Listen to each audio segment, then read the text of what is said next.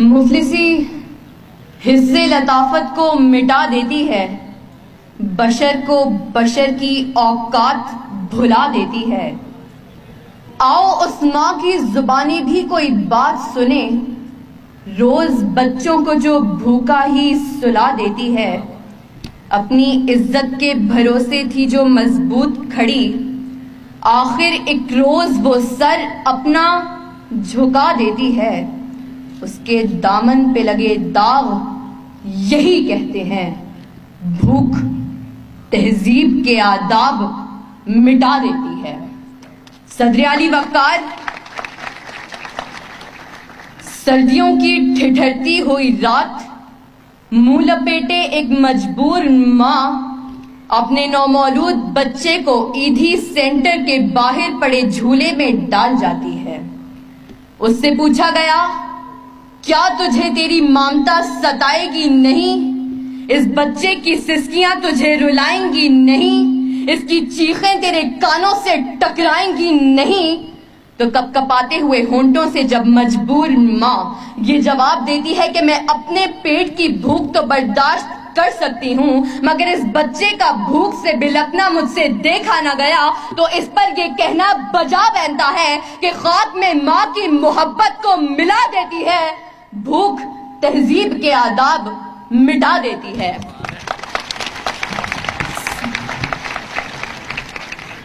صدر علی وقار آج اس معزز اور باوقار ایوان میں قائد ایوان نے جو قرارداد پیش کی کہ ہم معاشی نہیں اخلاقی بدحالی کا شکار ہیں، میں اس کی بھرپور مخالفت کرتی ہوں، کیونکہ جس اخلاقی بدحالی کا رونا وہ رو کر گئے، وہ اخلاقیات تو خود معاشیات کی محتاج ہیں۔ قریب ہے کہ مفلسی تمہیں کفر تک لے جائے، اخلاقیات معاشیات کی محتاج ہیں۔ آئیے دلائل سے بات کرتے ہیں۔ روٹی کے چند ٹکڑوں اور قابل گزارا دودھ کی قلت سے تھرپارکر میں دم توڑنے والے مجبور بچوں کا اصل مسئلہ اخلاقیات نہیں معاشیات ہے۔ اسی شہر لاہور میں غربت سے تنگ آ کر بشرا نامی خاتون اپنے 2 معصوم بچوں کے ساتھ چلتی ہوئی ٹرین سے ٹکرا جائے تو اس کا اصل مسئلہ اخلاقیات نہیں معاشیات ہے۔ زرد چہرہ،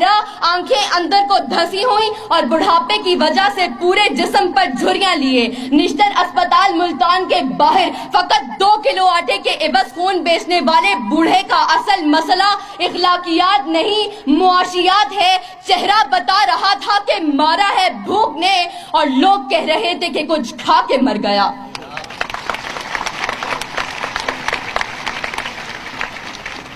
صدر علی وقار تنگ دستی، بھوک اور ابتر معاشی حالات اعلیٰ اخلاقیات کی ضد ہیں۔ پہلے آپ تو تب ہوتا ہے کہ جب پیٹ کی بھوک اور غم روزگار نہ ہو۔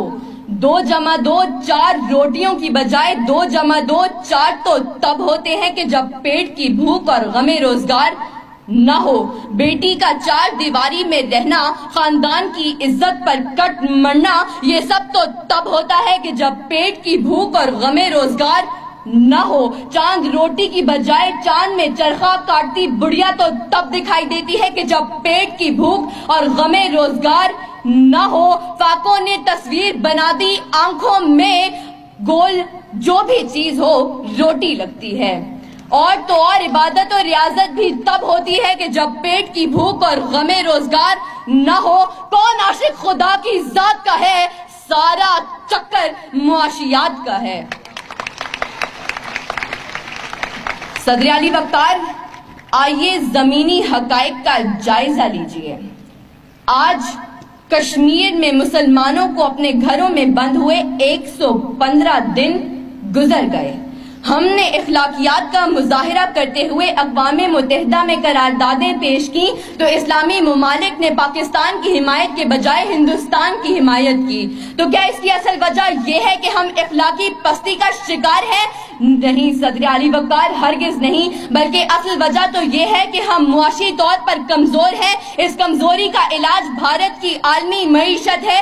ہمیں یہ بات تسلیم کرنی ہوگی کہ ہم اخلاقی نہیں بلکہ معاشی بدحالی کا شکار ہیں، کیونکہ یہ اخلاقیات تو خود معاشیات کی محتاج ہیں۔